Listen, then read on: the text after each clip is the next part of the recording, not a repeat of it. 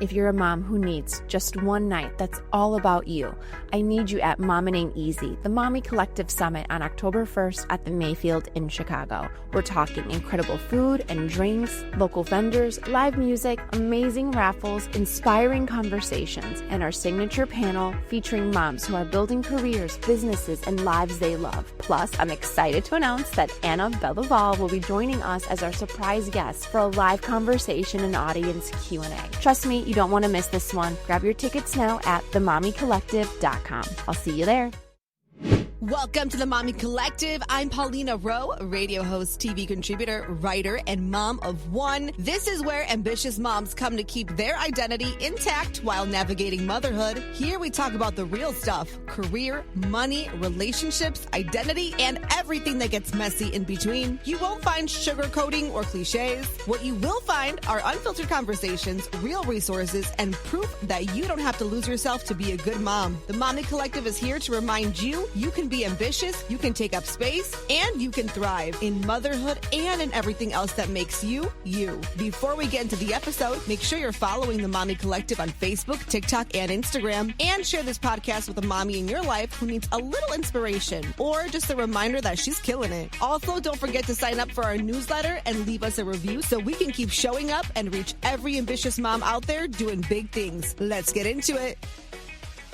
All right. Thank you so much. And we are back with another episode of the Mommy Collective podcast. And today I am so excited to chat with my girlie. She has helped not only me like on a personal level, just like really, I don't know, like getting myself more out there, right? And kind of doing things that I always said I wanted to do. I call it my Carrie Bradshaw era of like finally getting more into writing. But I think have helped, the Mommy Collective as a whole just really grow, get exposure, but also really build authority in the space that we're in, right? The mom space. So I would love to welcome Suanny Garcia. How are you? Good. Thank you for having me, and thank you for the kind words. Of course. Thank you for being here. I appreciate you. I'm really excited to chat with you because a lot of our moms that listen, and it's not even just moms, but it's like women, a lot of people who are building businesses, but also like building brands, right? And really trying to get, I say like their voice out there, right? Whether it's like build authority in a space or, become an expert in their space, whatever it might be. I feel like a lot of time, there's so much information out there in the world, right? And of course, with social media and all the platforms and everything, like you can Google things or now, ChatGPT things and stuff. But at the end of the day, it's like, I feel like so many of us want to make sure that like what we're doing is getting recognized, it's getting seen, you know what I mean? And whatever that means to each business owner, each brand owner. But first things first, before we dive into the conversation today, I would love for you to tell us a little bit about yourself. Yeah, of course. So I'm Cuban. I was born in Cuba, raised in Miami. And Yes. I always say that because so much of a part of what I do, which is like, educate people on how to get into the media. And I always vouch for like freedom of speech. And it's because in Cuba, we don't have that freedom of the media. And so kind of like that's why I kind of started my career in communications and media. And I've been in the industry for over 10 years. I think it's like 12 years now. And I worked in both public relations, so traditional like PR with an agency. I was doing travel and tourism down in South Florida. And then I worked as an editor in chief. So I always say that I have kind of like, it's been so beneficial because I've been able to see things as a publicist and as the editor who's like receiving the communications and the pitches from people. And I'm also the author of a book called The New Latina, which is my little baby.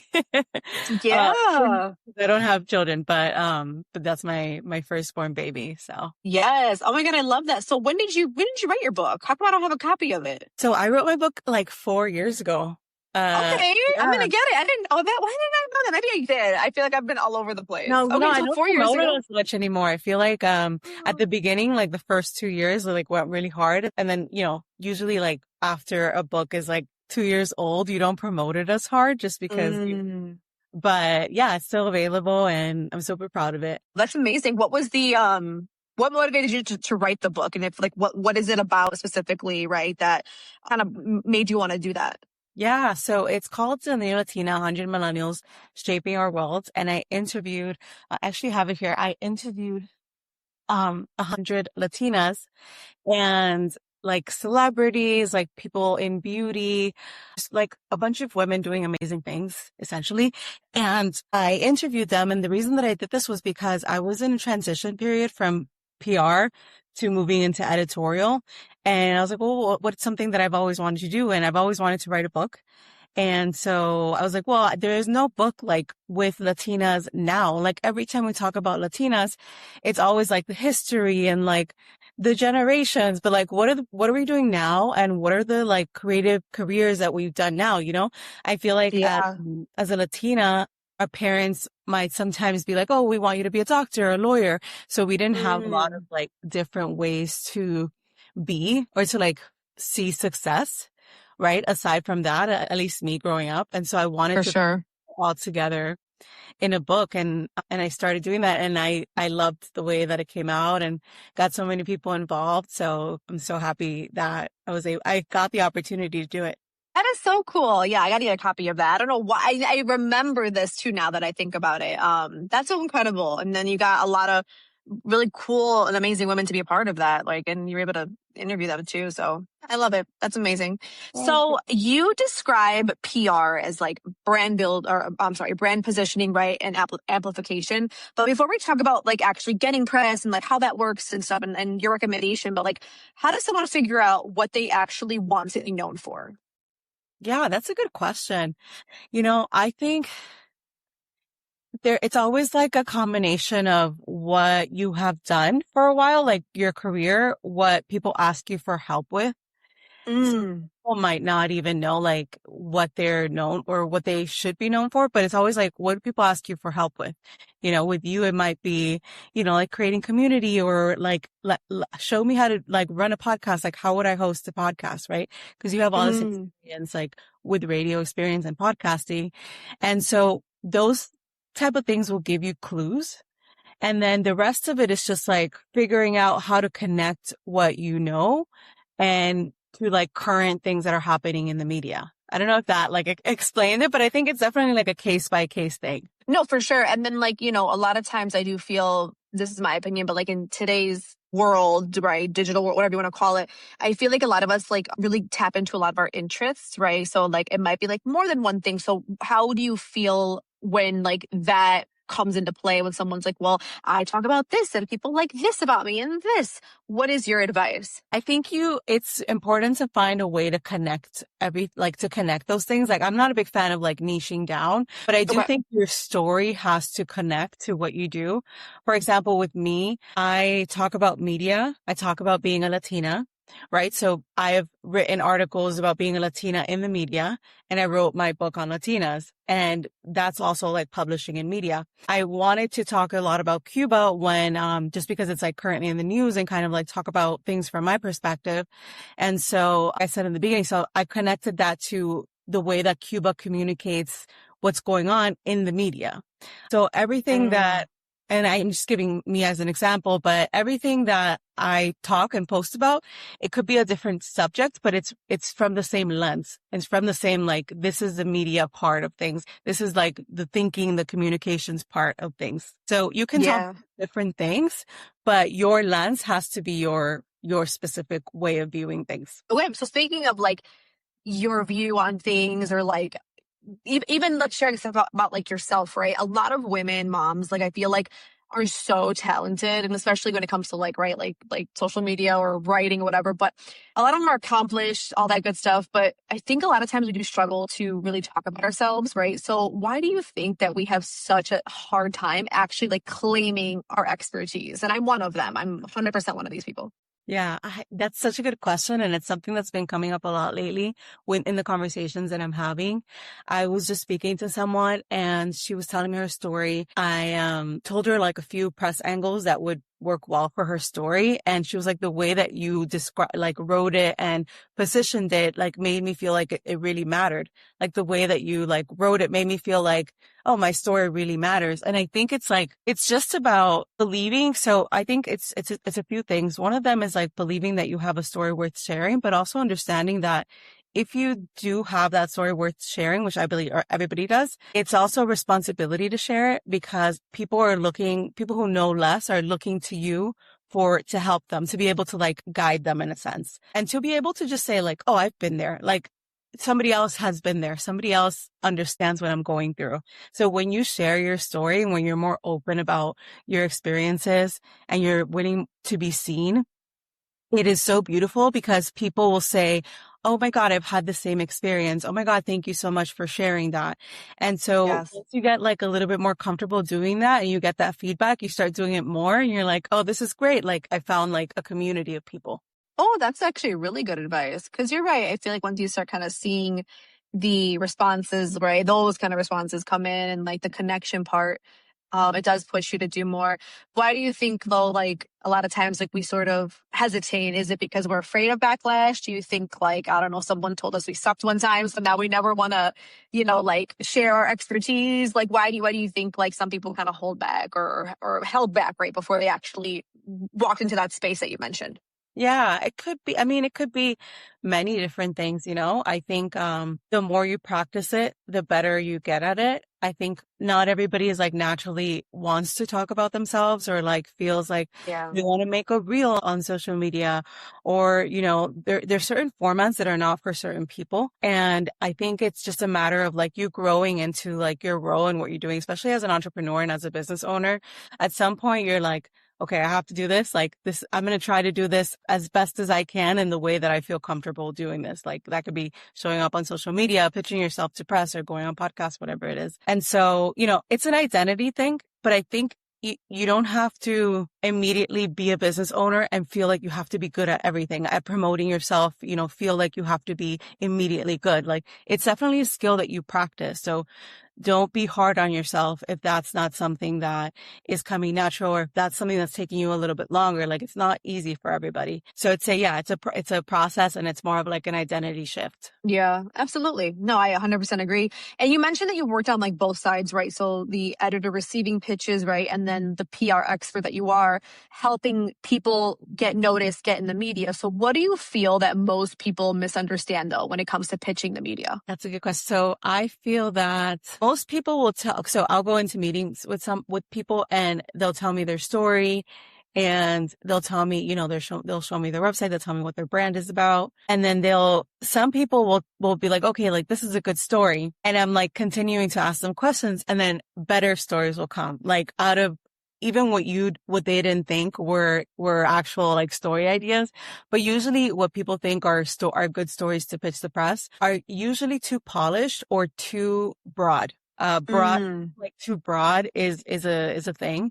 So you want to get specific. Like you don't just help women do this. You help women who are struggling with this, do this in X amount of time. So you want to get really specific in terms of like when you pitch in what the story idea is. Like what is the actual story here? Like you don't want to send an editor your entire business plan, like all your social media. Like you don't want to make them do all the work to try to find what the story is. You want to be able to say, hey, I want to write an article about how I like the one you wrote for Business Insider, how I went all out for my daughter's first birthday on social media. And it was just for social media and like, whatever your feelings were about that. Like that's a very specific instance that you spoke about.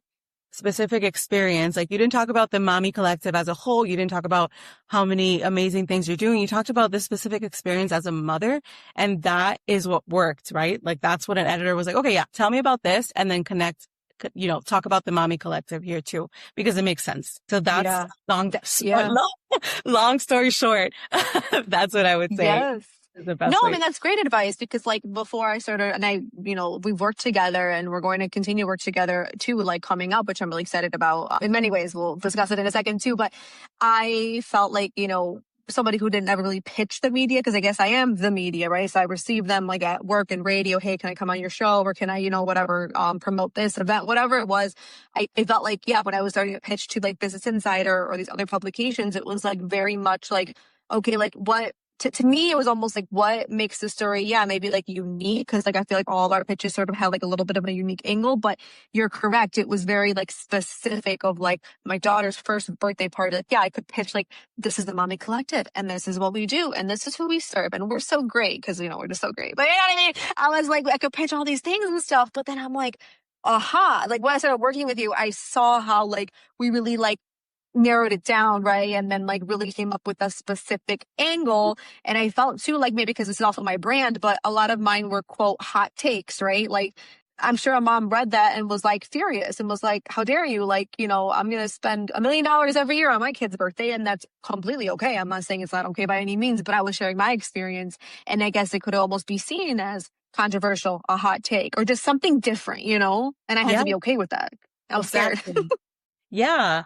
And, and that's part of like being brave and like being open to being seen. There's definitely like a part of that you have to it's a muscle that you kind of practice. But going back to what you said about, you probably already like had that in your mind, but hadn't thought about it as a process, right? Because you've received pitches and you've been like, how should I even like talk about this on the radio? Like what angle would work here? What's coming up soon? What special date? What event is coming up that I can tie this to?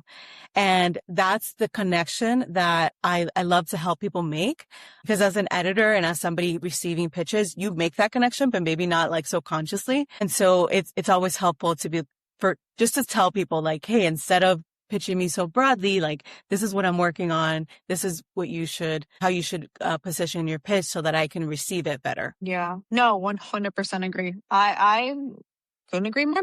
I love that. So if a mom or like a woman has never received press before, so like she's never even, like let's say like been published here or none of that kind of stuff, like what should she have in place before she sends that very first pitch? What do you think should be like the first thing she should have in place? So she should have some sort of like website or like presence on social media. It doesn't have to be even like 5,000 followers. It could be like a small following too, but it should be clear what she does, right?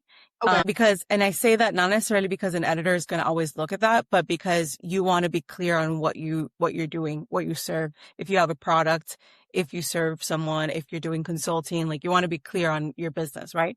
And then from there, it's just like defining your story angles. Like what is your story, right? Like you have to be clear on what you are working towards. Like for example, if you wanted to get more people or grow the Mommy Collective, get more people to the podcast, like in what strategic ways can you do that by sharing your story in the press, right? So it's like, what are your goals and what are you working towards? Because sometimes feature on TV is not gonna, for example, for events, you're gonna want to be on TV. But a story about something different, you're maybe gonna want to write it as a byline. So, but before even getting to any of that, I think it's getting clear on what your angles, your like specific media angles are. Okay, when you say media angles, you're saying, like if I'm, a mom, business owner, I'm building a brand, I want to be featured on, I don't know, like Good Morning America. Is that what you're saying? It's like, that's the different angle brand or like the different,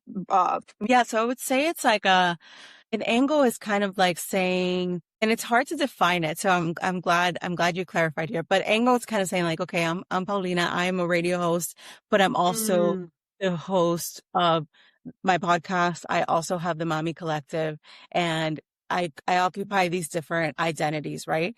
Within the Mommy Collective, this is what I do here. This would be the best ways to talk about the Mommy Collective in the press. I'm talking about, like, if you're talking about a lot of celebrity and pop culture stuff within the podcast, like you might want to pitch that to the press, like pitch certain angles to the press to promote your podcast. So it's more of like within everything that you're doing, finding the way to connect that to what press wants. Got it. Okay. And before we move on to, can you clarify like the different press outlets that like people can pitch to? Because obviously people think press, like, you might think, like a TV station, but like there's more, for example, like the Business Insider stuff that we've worked on and like other publications, Hip Latina, stuff like that. When somebody says press, like who can we pitch to and what are the angles in 2026? Who are we talking to? Yeah. So great question. There's different formats to pitch the press, which means like different ways for you to be featured. One way is for you to go get interviewed on TV. That's usually better when you have an event or when you have something timely. Another way is for you to write your own story, right? Like write your own byline, which is like you can pitch an editor at Business Insider and say, hey, I want to write about this experience, which is what you've done many times. And that way it's also beneficial because you can also get compensated for what you're writing, like for your experience and your words, right? So if you were like a therapist who wanted to contribute 4 times a month to a publication about things that are going on right now. Like, Selena Gomez talks a lot about mental health. Like if a therapist has like a specific angle or opinion about it, they could write it out for publication. So that's the second way, right? Like the second way is just writing about what you know. The third way is getting quoted, which is when a journalist is already working on a story and they need an expert quote. They need to, quickly ask you, hey, what do you think about this? Because you've been an engineer for 10 years. Like, what would you say about this? And then you submit that, like you submit what you think about, their question. And then you're getting quoted in the publication. That helps because it helps with your SEO. And it also helps with like when people that are reading the article, they can click because you usually get linked so they can click on your website. And it helps like establish a relationship with the editor. So sometimes like this just happened to a client of mine where he pitched a quote and then ended up getting like a full feature in the publication because he had like that connection with the editor. Nice. Yeah. So those are the 3 major. And then of course, like the 4th way is when you pitch an editor to write a story about you. That one takes more strategy. So that's the one that I would say, maybe try certain things out before you get to that. And that's the one that I would say, okay, maybe if you have a publicist budget, then that's what you should go for. And if your company is like ready, then you could do that publicist budget, or you could work with a publicist on that. But before that, there's tons of ways that you can do this on your own without having to spend so much money on a publicist. And I want to definitely dive into that too, of like how can moms or small business owners kind of do that? And speaking of small business owners, what do you think is the biggest PR mistake that you see small business owners make when they're trying to create buzz around their business or maybe a product launch or whatever it might be? That's a good question. I mean, anything that's like too general or too vague or where the language is just not speaking to people. I think a lot of people get caught up in wanting to like sound or position themselves professionally. And when you're speaking to the public, that actually has the opposite effect because you want to connect with people. You want to talk to them like how you talk to a friend. Like that's how people are connecting with people in this age of social media and people having their personal brands. Like you want to talk like you understand what they're going through, like you're talking to a friend. So, I mean, I just, make things fun and make things like relevant for now. Oh, yeah. No, I love that. And then how can like we use our personal stories, right, in our branding without feeling like we're exploiting maybe our hardest or most vulnerable experiences? Like, how could we do that or pitch that? You know what I mean? Yeah. Yeah, that depends. Some people don't want to share their most vulnerable experiences, and that's fine. And they don't want that like part of like exploitation or just feeding like all of their businesses out there. And that's important because not every single story angle that maybe is a good story angle needs to be pitched. Like not everything needs to be out there. And I think with this like social media world that we live in, like it's very easy for people to think like, oh, I have to like bear it all and like be completely out there. And that's not always the case. You can really choose like what parts of your story are sort of amplified for people to see. Yeah, no, I agree with that. And that's something I personally struggle with because sometimes I'm like, I'm not sharing enough, right? And I want to always be authentic and I want to be real because I just am as a human. There's like moments where I'm just like, first of all, I don't even know if I have like the capacity to talk about this right now. You know what I mean? I'm just like, I hate to say I'm so drained sometimes just from life kicking my butt in all different directions. But I also try to respect like other people's privacy, right? Because it's not just about me, it's other people involved. So I definitely want to always be like, I want to come off as like relatable and like I always want to come off like again, like as a strong voice in my mom community, right? Like the media, radio world. But like there is a line sometimes that I'm just like, am I willing to cross it, you know? And that's like a choice that I have to make honestly daily to be completely transparent, you know? Definitely. Yeah. When there's other people involved, you have to be more careful because you're not the only one affected. And for me, it's like, I don't share a lot of things. Like I stick to like my few things that I share. For example, I'm not like making dating content of like the people that I'm like going out on dates with or like how I'm dating. Like if I wanted to somehow, I don't know, write a story about that, or if it had to deal with like my career, like the things that I'm doing, I would, but it's just not what what I'm focused on, not what people come to me for either. So you have to think about like, what do people come to you for? And sometimes you want to change that. So then that's the case where you would start doing different kind of content. Like if I wanted to start talking about fashion or dating, then I would do more content on that. But I'm very focused on these particular like content pillars that people call it. But it's just like what you're putting out into the world, you know? Yeah. Oh, yeah. No, for sure. I 100% agree with that. You kind of mentioned this earlier, but like when it comes to like social media, right? And like you said, like, when you pitch, like, what should you kind of have ready, right? And you like have a website or have like some kind of online presence. But I'm curious if like, what if you feel like you're not ready or your stuff's not perfect, right? I know you probably hear that often where they're like, oh, my site doesn't look great, or oh, my social media isn't like put together and pretty and ready. But I feel like that kind of holds us back, right? This perfectionism holds us back from visibility and maybe like opportunities, right, that are just passing on by. What do you have to say to somebody, right, who's like, well, my Instagram's not pretty or my website's not that great yet? Yeah, I'd say don't worry about them. Focus too much on that. If you have a running business and you have people that are paying you, you have clients or products that are selling, like your business is running and it's good enough. And all you need is one good angle to pitch to press. All you need is like one good opinion that you have or like one idea that's relevant that you can pitch to press, especially if you're like writing that yourself. I want people to understand that media and like media outlets are constantly searching for content. They're constantly searching for like things to talk about, things to publish on their website. They're publishing like 10 stories a day. Like they also need that content. So I remember when I used to work in PR, me and my boss, we used to have a running joke where like, we hope it's like we were like having an event and I'd be like, I hope it's a slow news day so that people could come but slow news day means, oh, there's not a lot to talk about so that so editors and producers are going to find stories elsewhere. And I feel like that's like very industry talk. Like it's like very an interesting thing, but I just, I want people to operate with the mindset of I can pitch because they want me to, like they want more stories to be able to cover. And my story, could be the exact story that they want at this time. 100%. No, I agree with that. And then you also mentioned that like the old myth, right, of like to have a publicist or like or to get your, pitches out into the world.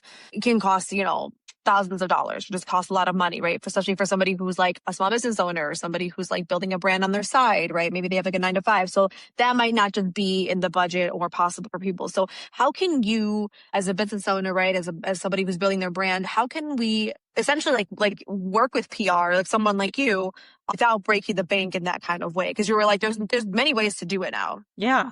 So like I said, those bylines, like learning how to get yourself quoted into articles, and then learning like if there's a specific trend right now, see what's happening right now. There's that trial of, unfortunately, that I forgot her name. Lindsay Clancy. Yes. I haven't been keeping up with it, but I know that there's a lot of opinion pieces and like people speaking to that, especially if you're an attorney who can say something or, you have like certain expertise in that area or, there's a personal story you want to share, like things like that, right? Like at any point there's news that you can kind of attach yourself to.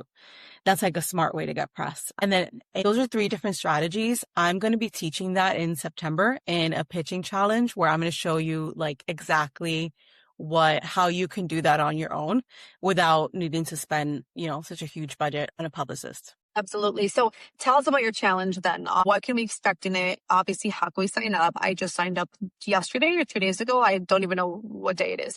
I'm excited because you and I have worked together like on a much more personal level too than that. And I feel like every time I've done that, like I've just grown as, again, being on both sides of it, but I've just grown so much in like being able to like share my story or like have, what I mean? Like pitch my stuff out there. I know. I took all that with me. It's like something that has really helped me grow, the Mommy Collective grow. So personally, I just want to say thank you. I love working with you. So tell us about the challenge. Yeah, no, I love working with you too. You're the best. But the challenge is going to be super fun. So I'm going to be very involved in it. So it's not going to be one of those challenges where I kind of tell you what to do and then I'm out. Like, I feel like, I don't know why I keep seeing that kind of stuff, but I'm going to be very involved in helping you shape your messaging. So everyone's going to get that like support from me and feedback and able to like, when they're writing their angles, it's always helpful to say, is this going to be something that the press is going to pick up? So I'm going to be there to help give that feedback and shape that angle. And you're going to have a daily 10-minute lesson. So my thought is like, I want to make it really easy, like easy wins every day. So you're going to have a daily 10-minute lesson. You're going to be actually sending out pitches, and there will be a community where you can like share your wins, share feedback, share, whatever you need. And then you're going to have a weekly call with me where it's like a live call, and we can talk about any questions that you have. We can go over all of that in the live call. So by the end of it, you'll have actual pitches sent out. You'll know exactly who to reach out to. You'll have a profile set up so that journalists can start quoting you, and just like more confidence and community in pitching yourself and getting your story out there. Yes, absolutely. This is a great way too to like get started. Like, if you're someone who's never pitched a press person a day in your life, this is like a really good way to get started. And then like, if you're like me and you've done it, but you kind of need a little refresher, just like for me, I wanted to get back in the swing of it because I had to take a break just because of everything going on with my life, right? And then Mommy Collective work. It was just a lot. But I'm like, I told you the other day when we spoke, I was like, I want to get back into it. I need a little like kick in the butt, like something, right? So I'm really excited about it. So where can we sign up for this challenge?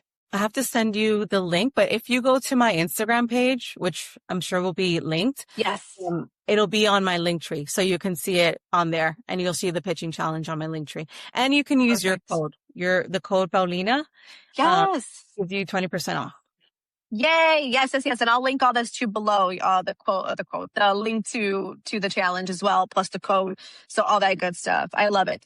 Before we wrap up, I do have a question for you. What is something that people kind of obsess over, right, when building a brand that actually might not matter as much as you think? And I think this is a really important question because like a lot of us, right, our minds just go in 10 different directions. Yeah, I would say like the website, the signature, the bit, like anything that is having good branding is always great. I don't have like great branding. A lot of people don't, and they've made like really great businesses for themselves. I think, like those little details that people can obsess over, it's just like not worth it. Like I would focus most of my time like on social media and on media and like trying to get visibility, and then connecting with people, like, having sales calls, connecting with people. And then everything else, it doesn't really matter, because once people connect with you and understand your product and your service, then they'll buy from you. Even if your website is like, like 2020, like, I don't know, old school website, it doesn't really matter. It's just about you and your energy and your, what your product actually is. Yeah, I 100% agree. Focus more on that damn product or like that. You know what I mean? Like for me, I'm more focused on like Mommy Collective and the value that we bring or that I can speak on, right? Versus like how pretty my website is, and that's just the truth. Like I have a great website, my friend built it, but I'm not like sitting there thinking like, oh, I didn't do this or you know what I mean? Like I had to stop overthinking too, like just my posts. I'm like, okay, who cares if like I don't like how my shirt looks or something so stupid, I'm just like, it's a good video, post it, So yeah, and like the text and the branding, and it's just like, I don't like, and I'm sure moms like do not have time to be worried about that and going back and forth. Like you have, I don't know how much, like 30 minutes to film a video and like get it out there. Like you're not going to be worrying about making sure that the text and the font, and it's like every other, video that you've had, and the feed looks perfect. Like that's just not, what you should focus on. And no sort of like shame on people that do focus, because some people have like a very aesthetic eye and they want certain things to be that way. But I'm just saying, like, it shouldn't stop you, or shouldn't be something that you are overly focused on. I 100% agree with that. Yes. My very last question for you, and I promise I will let you be for the rest of your day. I just have to ask, I thought it was a good question to ask you, but like, how can we turn like one media feature, so let's just say a mom listening or a woman listening is like, okay, I got my feature, whether it was the news or they're featured in like Business Insider, whatever it might be. How do they turn that feature into long-term credibility, right? Instead of just like posting it once, moving on. How do we kind of almost recycle that or like keep that still, within our credibility? Yeah, for sure. And it should be recycled. Once you get a media feature, you can recycle it for the rest of your career and use it in different ways. But I'd say the first step is adding it to your media tab on your website. If you don't have a website, even if you do, you should also add it to like your Instagram bio, any of your sales pages. It should be like as seen on, or should have like a screenshot of your feature, because that builds authority and it helps people give you more credibility instantly. It should also be all on your LinkedIn, like on your socials, like pinned on your profile, and in your speaker deck. So if you're like trying to get more speaker gigs, it's always like, they're always going to go for the people that have already been featured in Forbes, have been featured in Business Insider. Like, they're basically telling people that an editor at a major authoritative publication said that my story is amazing and they wanted to feature it, and that people see that and they're like, oh, like she really knows what she's talking about. And so it should be in every like touch point of your sales page, website, socials, speaker deck. And you can even like create multiple content hits out of it. You can talk about it before it's happening. If you're going to go on TV, like, get ready with me to do this feature on TV. You could talk about like what the actual feature was, what it was like, what happened after, like usually like TV, if you go on TV and you have an event taking place, you'll get a lot of like clicks for that event. So it just depends like what happened after, things like that. So you can like reuse and use it. And I think you should reuse and use it for a very long time. Yeah, no, I thought that'd be your answer, because I feel like, yeah, like everything you said, yes, but also this is my like little add on to that. It's like, be proud of yourself, For sure. like show the world. I love it. And I love it. what's interesting, one other thing I wanted to add is I recently saw somebody say something about an authority tag. And I'm only sharing this because it helped me grow my Instagram like in a really short amount of time. But she was like, you should add an authority tag to your videos. So like if you're making a video, have like the hook, and then after say, I'm Suanny. I'm a former editor-in-chief, published author. I've been featured in NBC, Refinery, Pop Sugar. And it will retain audience. Like it retains audience like crazy, just like having that, like saying that, positioning it in that way. So I've done videos without that, and I've done videos with that, and it's like a dramatic change. So if you start saying that, especially with videos that you're like teaching or you're expressing something, it gives your video a little bit more authority and credibility. So that's another way you can use it. That is great advice. And I hope that everybody heard that. And if you didn't, go rewind that, because yes, that'll 100% help you with your goals of whether it's getting press, getting, more opportunities, whatever it might be. That is actually a very great tip. So thank you, Suanny, for being here with us today. We appreciate you. I'm going to link your Instagram, website, and of course the challenge in here below. So use the code, get some dollars off. What is in store for you for the rest of the year? I know we have our challenge in September. Anything else coming up in the near future? I'm trying to rest a little bit actually, because Love it. haven't for a while, and I want to start another Substack. So I actually have my Substack where if you find PR opportunities. So if you're not subscribed, make sure to subscribe to that, because it's free. The only paid tier is like when you actually want to pitch yourself, then you would like do that process. But I have that Substack, and then I want to start a new Substack where I'm just like sharing my voice and my opinions. I'm sharing more of like what I think, because I've been focusing a lot on like media and PR and stuff, which I love doing, but I do want to share a little bit more about myself and what I think and my like thoughts. So I want to launch that. Oh, that's awesome. Yeah, I'm going to tag also your Substack, and then, we can't wait for the new one to come out too. And like, I know you and I are going to work on getting my Substack set up. So I'm very excited about that. I know, right? More things to do, but I know that I need to get on it. I've been thinking about it for some time. So it's perfect timing. So I appreciate it. Well, thank you for joining us today. We appreciate you so much, and we'll talk to you soon. Talk soon. Thank you.